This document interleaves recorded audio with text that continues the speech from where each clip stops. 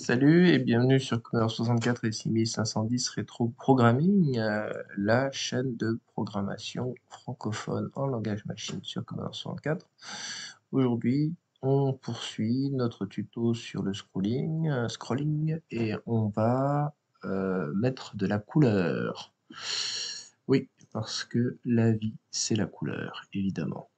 Alors, écoutez, déjà, dans un premier temps, je vais relancer le scrolling et puis vous dire ce qu'on va faire. On va essayer de faire. J'espère que ça va marcher. Alors, vous vous souvenez, le programme se charge. J'avais légèrement modifié la routine rassembleur pour que ça se charge un peu plus vite.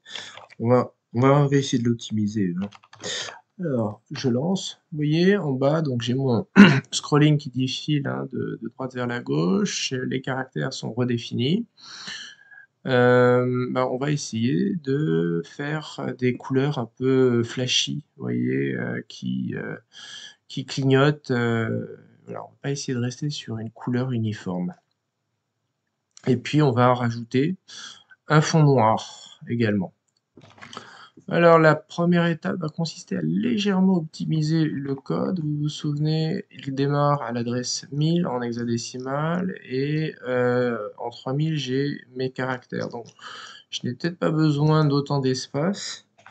Je vais faire démarrer mon code à 2000, c'est-à-dire qu'en hexadécimal, c'est 8192.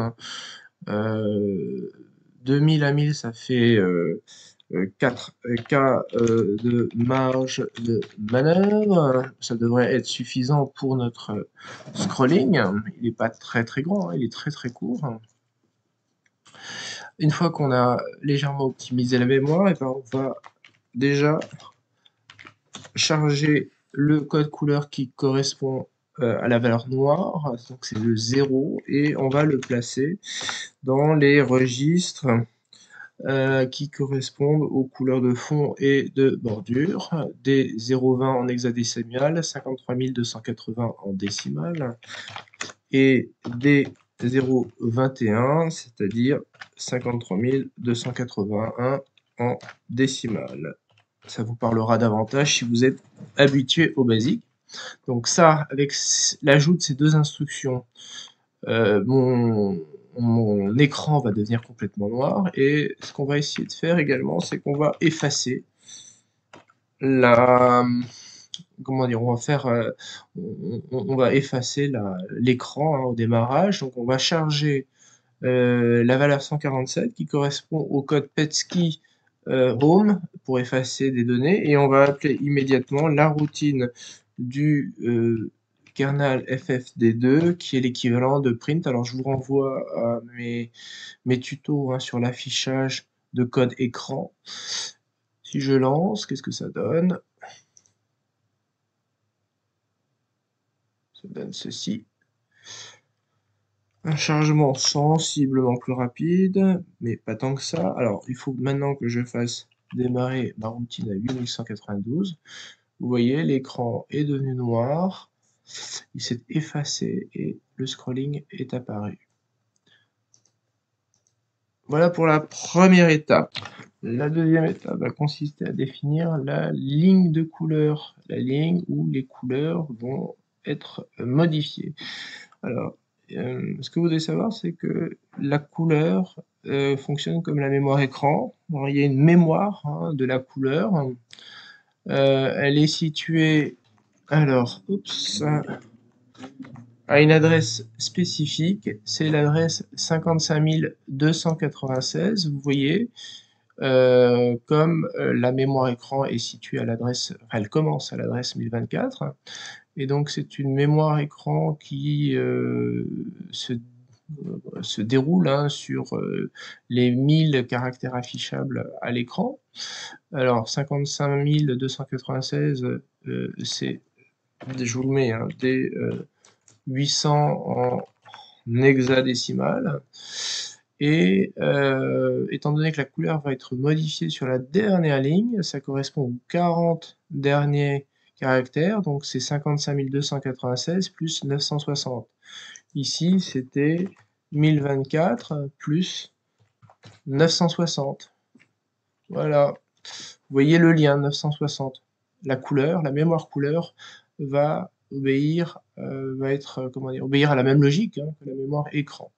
Donc une fois qu'on a défini la ligne de la mémoire couleur hein, qui va être modifiée par notre code, la deuxième chose, c'est de savoir où exactement nous allons placer cette modification de couleur.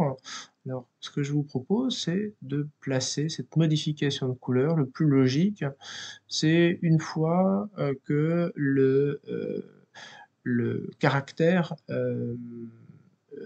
le caractère a été placé, enfin le caractère lu a été placé, le nouveau caractère lu a été placé à l'écran, c'est à peu près ici, vous voyez.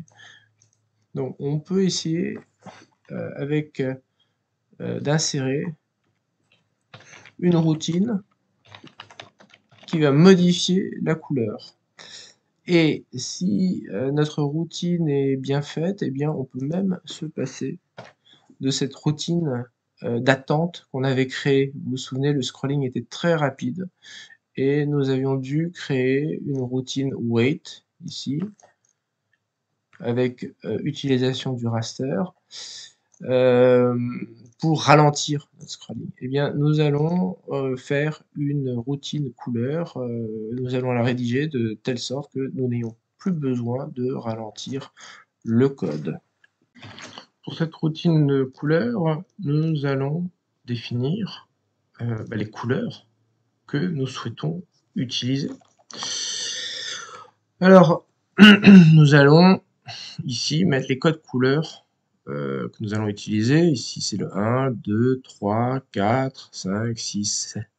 Et à nouveau le 1, ça correspond à des codes couleurs. Le 1, c'est le blanc. Le 2, je ne sais plus exactement ce que c'est. Le 3, mais peu importe. Ce qui est important, c'est de retenir le principe, tout simplement. Notre routine de ralentissement, je vais la neutraliser. Nous n'en avons plus besoin. Et je vais rédiger une routine couleur, une sous-routine couleur. Alors, la première chose à faire, ça va consister à charger tous les codes couleurs. Donc, code couleur.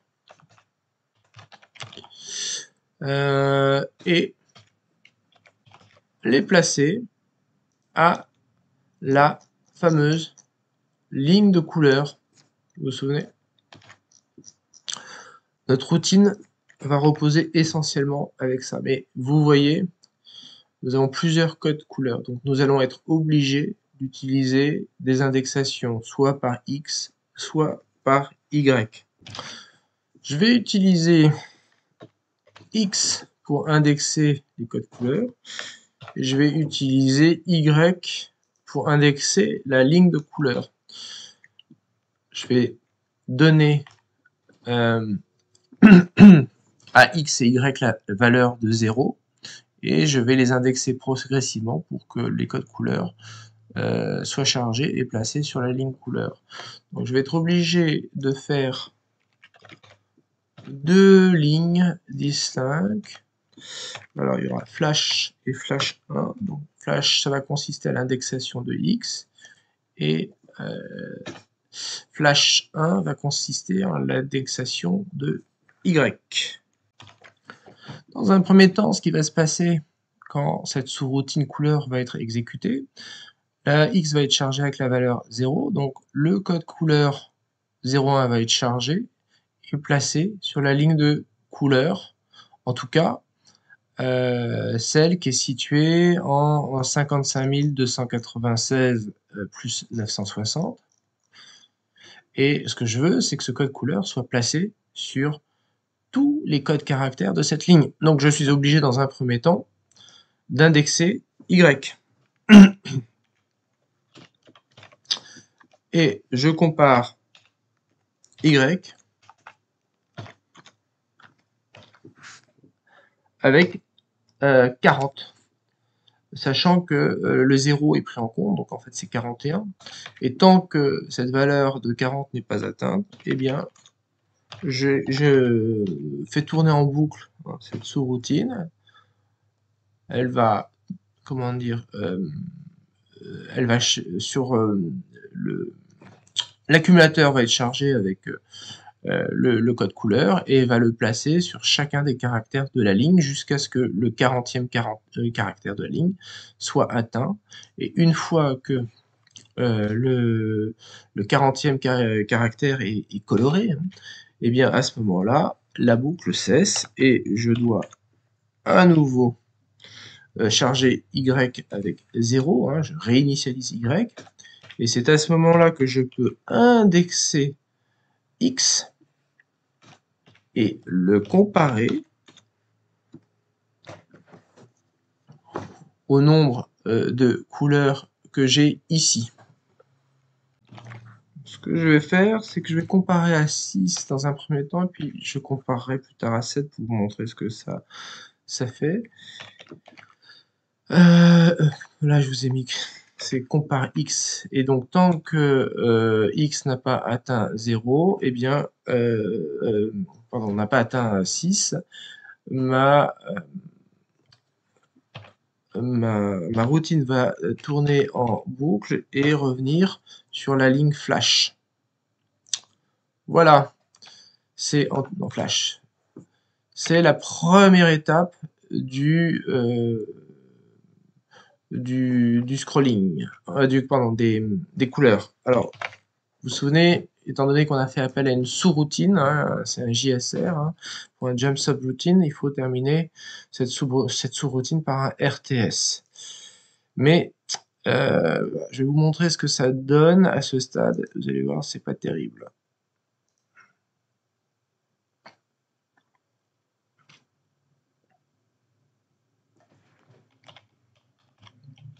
Euh, 8192. Vous voyez, bon, déjà, c'est rapide.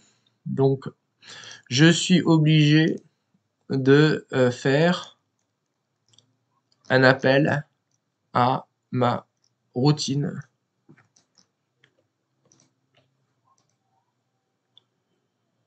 Wait.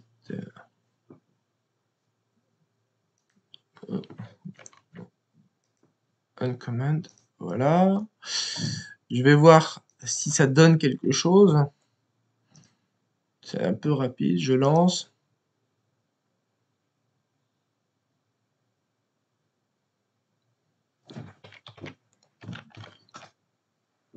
Non, ça marche pas, vous voyez. Ça ne fonctionne pas. Donc on va être obligé de faire quelque chose d'autre.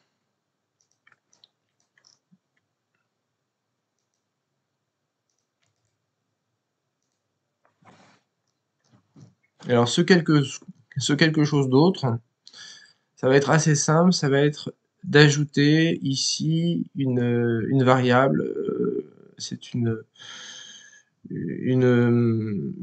variable qui va, une variable de boucle, en fait, on va faire tourner cette modification de couleur en boucle un certain nombre de fois. Ça va, ralentir le processus d'exécution de la routine, mais ça va également créer un effet flash. Pour ce faire, je vais créer un compteur de boucle. Un compteur de boucle et je vais lui donner la valeur de 80. Ici, je dois recharger à nouveau X et Y avec 0 pour m'éviter quelques petits problèmes. Et je vais tout simplement ajouter 3 lignes. Alors, ces 3 lignes vont consister à 4 lignes, excusez-moi. Vous allez les voir, les 4 lignes que j'ajoute. Ça va consister à décrémenter le compteur de boucle que j'ai ajouté.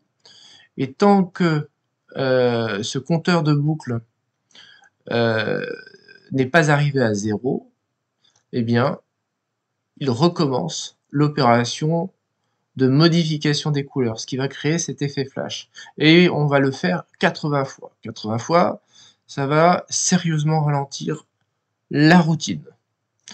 Voyons maintenant ce que ça donne.